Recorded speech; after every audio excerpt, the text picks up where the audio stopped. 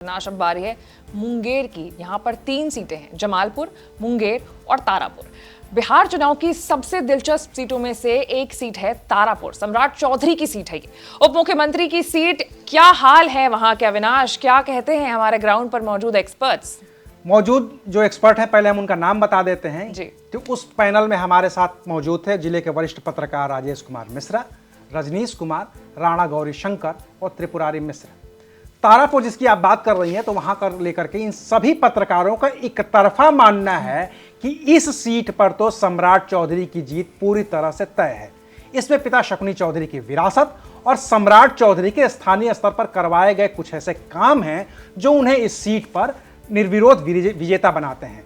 वहीं अगर मुंगेर सीट की बात करें तो यहां पर चारों पत्रकार कांटे की टक्कर बता रहे हैं, फिर भी यहां पर जो नतीजे हैं वो एनडीए को बढ़त दिलाते हुए दिख रहे हैं। बढ़ी हुई वोटिंग और सरकार की ओर से दिए गए महिलाओं के खाते में जो 10,000 रुपए हैं, उसने मुंगेर में एनडीए को बढ़त दिला रखी है।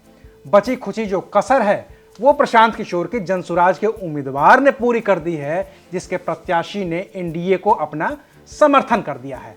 हालांकि त्रिपुरारी मिश्रा इससे थोड़ा इत्तेफाक नहीं रखते हैं और वो ये कह रहे हैं कि जनसुराज का जो भाजपा को समर्थन मिला है, तो जनसुराज के जो वोटर हैं वो राष्ट्रीय जनता दल की ओर शिफ्ट हो गए हैं और इसका फायदा आरजेडी को मिल सकता है। जमालपुर में पत्रकार जेडीयू की जीत देख रहे हैं। हालांकि इस सीट पर पूर्व आईपीएस जो हैं शिवदीप लांडे, जो पहली बार उम्मीदवार बने हैं, अपनी पार्टी बनाई है, तो उनके बारे में ये भी कहा जा रहा है कि उनको जो वोट मिले हैं वो वोट उन्होंने जनता दल यूनाइटेड से ही काटे हैं। वहीं इस बार कोई फॉरवर्ड उम्मीदवार इस सीट से लड़ नहीं रहा है, तो यहाँ जो सारे फॉरवर्ड वोटर हैं वो सीधे सीधे जेडीयू की ओर शिफ्ट हो गए हैं। पार्टी के हिसाब से अगर आप मुंगेर की बात करेंगी तो मुंगेर की 3 सीटों में से बीजेपी और जेडीयू को एक एक सीट मिलती हुई दिख रही है।